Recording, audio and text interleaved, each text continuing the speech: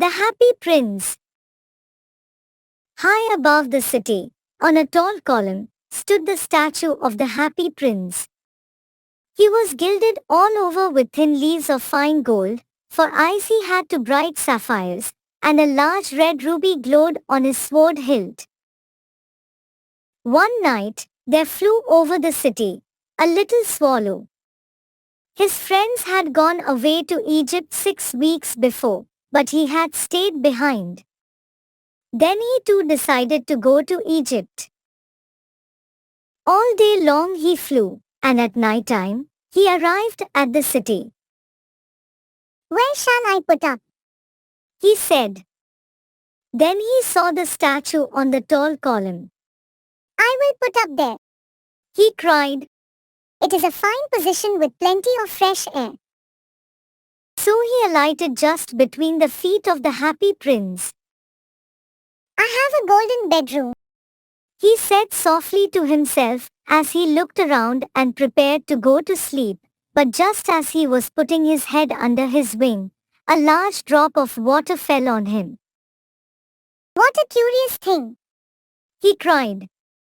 "There is not a single cloud in the sky. The stars are quite clear and bright, and yet it is raining." Then another drop fell. "What is the use of a statue if it cannot keep the rain off?" he said. "I must look for a good chimney pot." And he was determined to fly away. But before he had opened his wings, a third drop fell, and he looked up and saw, what did he see?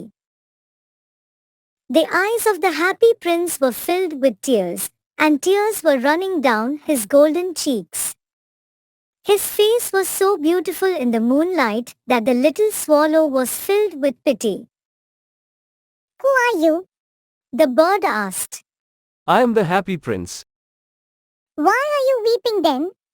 asked the swallow. "You have quite drenched me," When I was alive and had a human heart, answered the statue. I did not know what tears were, for I lived in the palace of Sans Souci, where sorrow is not allowed to enter. In the daytime, I played with my companions in the garden, and in the evening, I led the dance in the great hall. Round the garden ran a very lofty wall, but I never cared to ask what lay beyond it. Everything about me was so beautiful. My courtiers called me the Happy Prince, and happy indeed I was. So I lived, and so I died. And now that I am dead, they have set me up here so high that I can see all the ugliness and all the misery of my city, and though my heart is made of lead, yet I cannot choose but weep. Far away, Continued the statue in a low, musical voice. far away in a little street, there is a poor house. One of the windows is open, and through it, I can see a woman seated at a table. Her face is thin and worn, and she has coarse red hands, all pricked by the needle, for she is a seamstress. She is embroidering passion flowers on a satin gown for the loveliest of the queen's maids of honor to wear at the next court ball. On a bed in the corner of the room, her little boy is lying ill. He has a fever and is asking for oranges. His mother has nothing to give him but river water, so he is crying. "Swallow, swallow, little swallow, will you not bring her the ruby out of my sword hilt? My feet are fastened to this pedestal and I cannot move." "I am waited for in Egypt," said the swallow. "My friends are flying up and down the Nile. Soon they will be going to sleep," "Swallow, swallow, little swallow, said the prince. will you not stay with me for one night, and be my messenger? The boy is so thirsty, and the mother so sad." "I don't think I like boys," answered the swallow. "Last summer, when I was staying on the river, there were two rude boys, the miller's sons, who were always throwing stones at me." But the Happy Prince looked so sad that the little swallow was sorry. "It is very cold here, but I will stay with you for one night and be your messenger." "Thank you, little swallow." So the swallow picked out the great ruby from the prince's sword, and flew away with it in his beak over the roofs of the town. He passed by the cathedral tower, where the white marble angels were sculptured. He passed by the palace, and heard the sound of dancing. He passed over the river and saw the lanterns hanging to the masts of the ships. At last, he came to the poor house and looked in. The boy was tossing feverishly on his bed, and the mother had fallen asleep. She was so tired. He hopped in and laid the great ruby on the table beside the woman's thimble. Then he flew gently round the bed, fanning the boy's forehead with his wings. How cool I feel.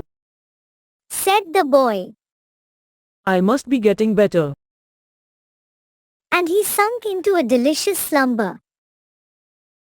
And the swallow flew back to the happy prince and told him what he has done. It is curious, he remarked, but I feel quite warm now, although it is so cold, That is because you have done a good action. said the prince.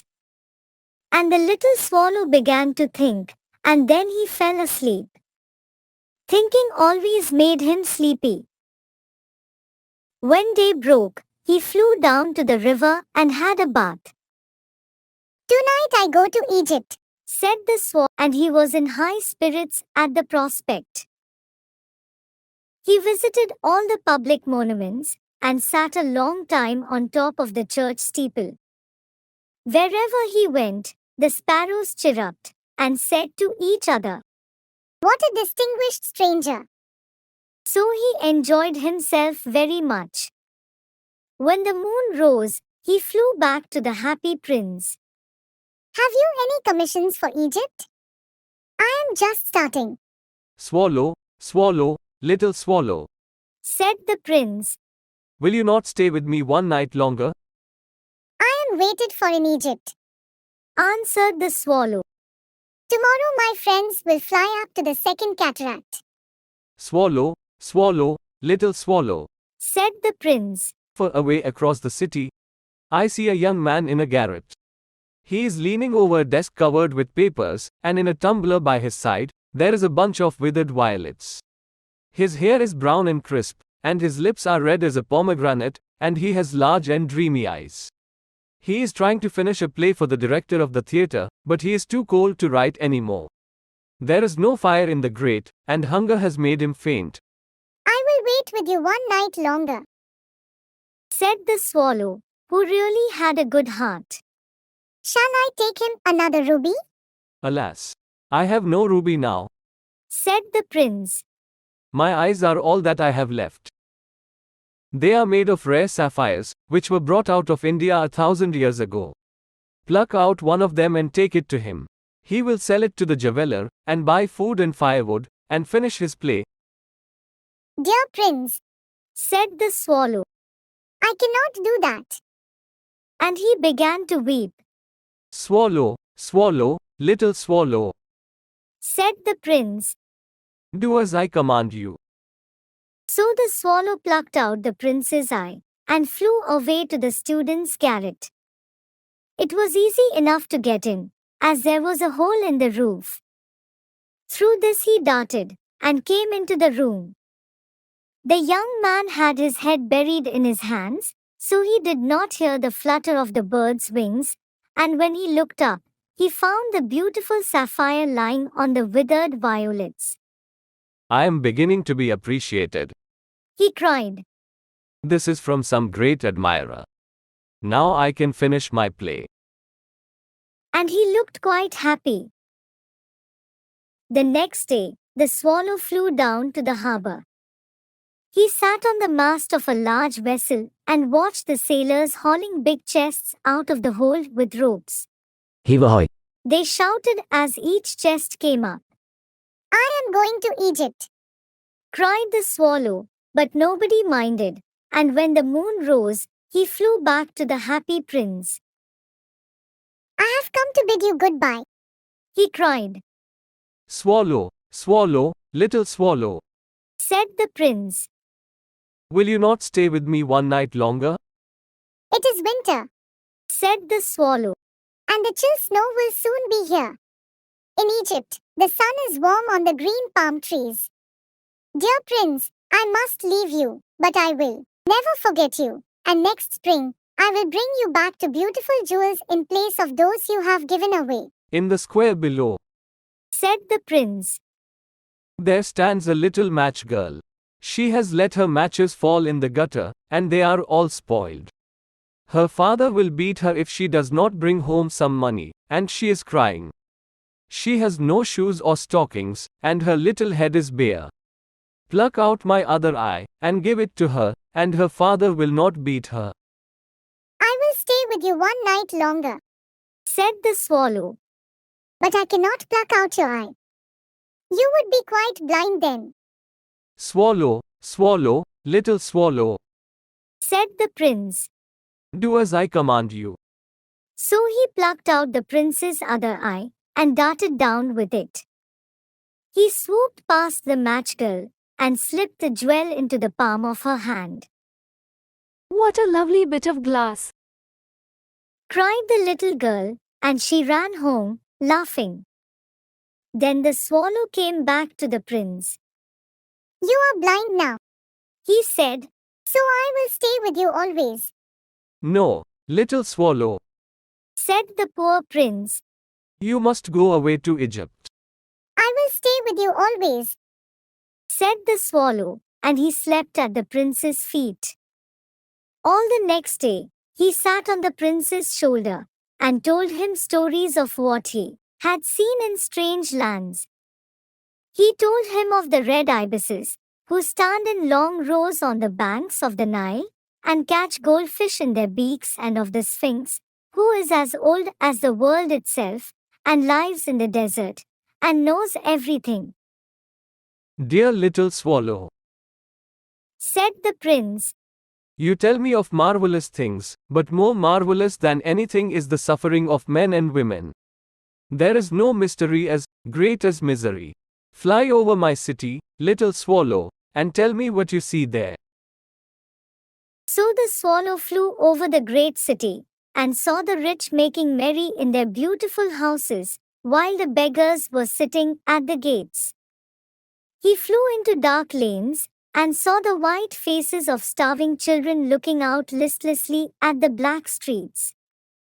Under the archway of a bridge, two little boys were lying in one another's arms to try and keep themselves warm.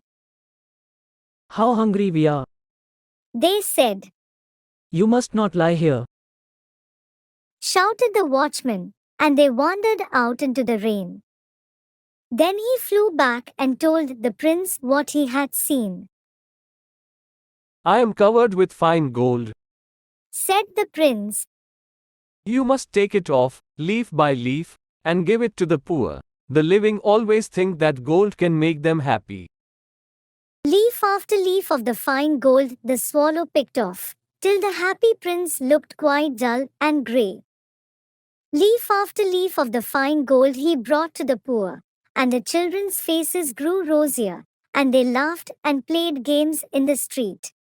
We have bread now. They cried. Then the snow came, and after the snow came the frost.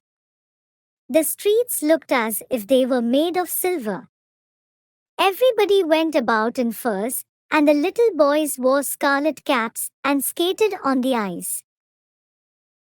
The poor swallow grew colder and colder, but he would not leave the prince, he loved him too well. He picked up crumbs outside the baker's door when the baker was not looking, and tried to keep himself warm by flapping his wings. But at last, he knew that he was going to die. He had just strength to fly up to the prince's shoulder once more. Goodbye, dear prince, he murmured. Will you let me kiss your hand?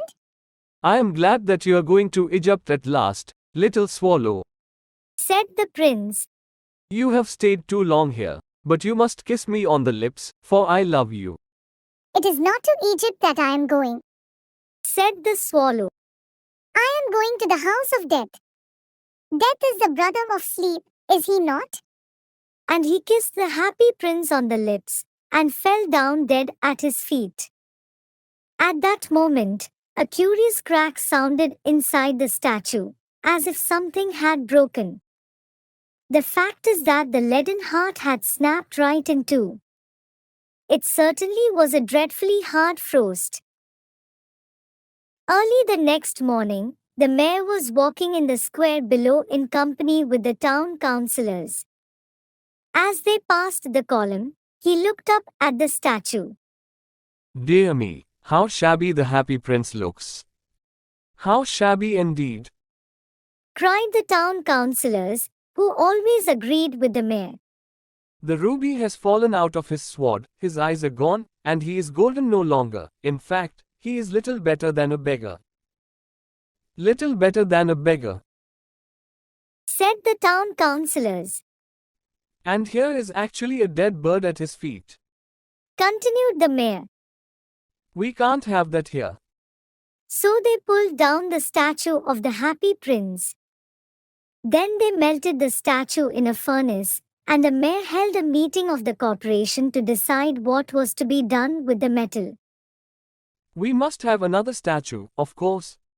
He said, And it shall be a statue of myself. Of myself. Said each of the town councillors, and they quarreled. What a strange thing. Said the overseer of the workmen at the foundry.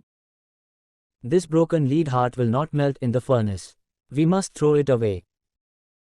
So they threw it on a dust heap where the dead swallow was also lying. Bring me the two most precious things in the city. Said God to one of his angels, and the angel brought him the leaden heart and the dead bird. You have rightly chosen. Said God. For in my garden of paradise, this little bird shall sing forevermore, and in my city of gold the happy prince shall praise me.